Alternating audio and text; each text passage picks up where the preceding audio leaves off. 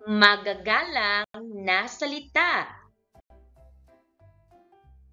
Ang mga magagalang na salita ay ang kadalasang ginagamit natin upang magbigay galang at respeto sa iba. Narito ang mga magagalang na salita. Ang una ay magandang umaga. Ito ay ginagamit kapag bumabati sa umaga. Halimbawa, magandang umaga, nanay. Magandang umaga po, Binibining Reyes. Ang ikalawang magagalang na salita ay magandang tanghali. Ito ay ginagamit kapag bumabati sa tanghali. Halimbawa, magandang tanghali, Ate Kim. Magandang tanghali po, Ginang Cruz. Ang susunod na magagalang na salita ay magandang hapon. Ito ay ginagamit kapag bumabati sa hapon. Halimbawa, magandang hapon, Kuya Ray. Magandang hapon po, Lola. Ang susunod naman ay magandang gabi. Ito ay ginagamit kapag bumabati sa gabi. Halimbawa, magandang gabi, Kim.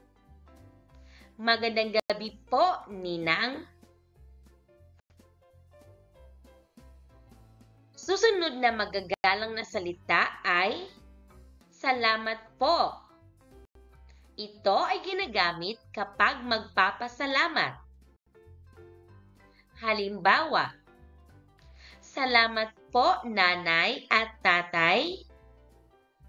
Salamat po sa regalo, tita. Ang susunod naman ay walang anuman.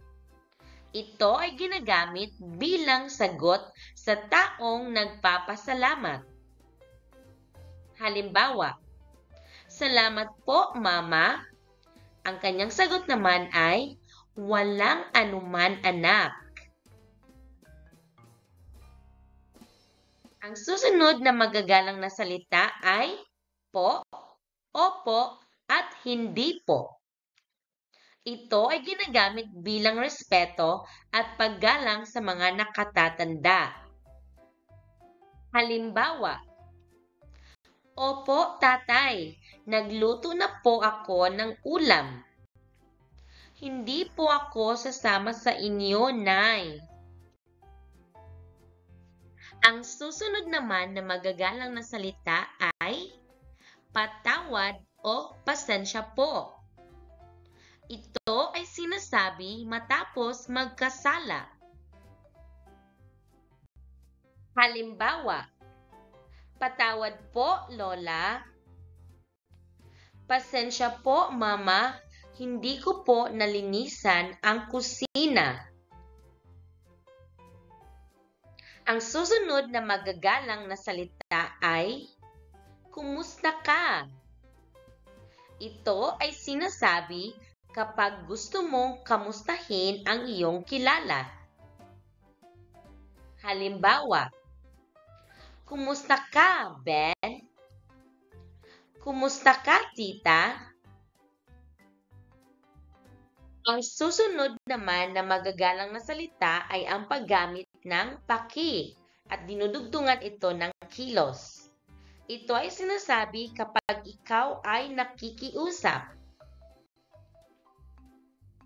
Halimbawa, pakikuha ang bag ko, anak. Ginagamit natin ang salitang kilos na kuha at dinudugtong ito sa salitang paki. Kaya ito ay nagiging pakikuha ang bag ko, anak. Helen, pakihugas ang mga pinggan. Lagyan ng check kung ang pangungusap ay gumagamit ng magagalang na salita. Lagyan ng X kung hindi. Bilang 1. Hoy, umalis ka! 2. Salamat po, nanay. 3. Hindi po. 4. Ayokong makipagkaibigan sa iyo. 5. Magandang umaga po, Binibining Cruz. 6. Bakit ka nandito? 7. Hindi kita bibigyan ng papel. 8. Kumusta ka, Jacob? Bibigyan kita ng 5 minuto para sumagot.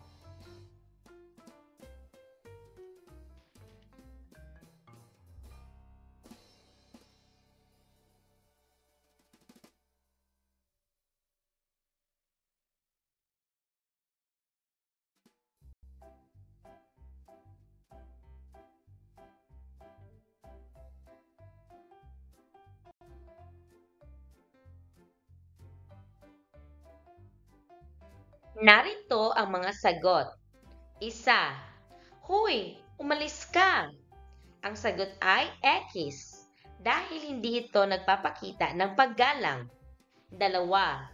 Salamat po, nanay. Ang sagot ay check dahil isa ito sa mga magagalang na salita. 3. Hindi po. Ang sagot ay check dahil nagpapakita ito ng paggalang. 4. Ayokong makipagkaibigan sa iyo. Ang sagot ay X dahil hindi ito nagpapakita ng paggalang.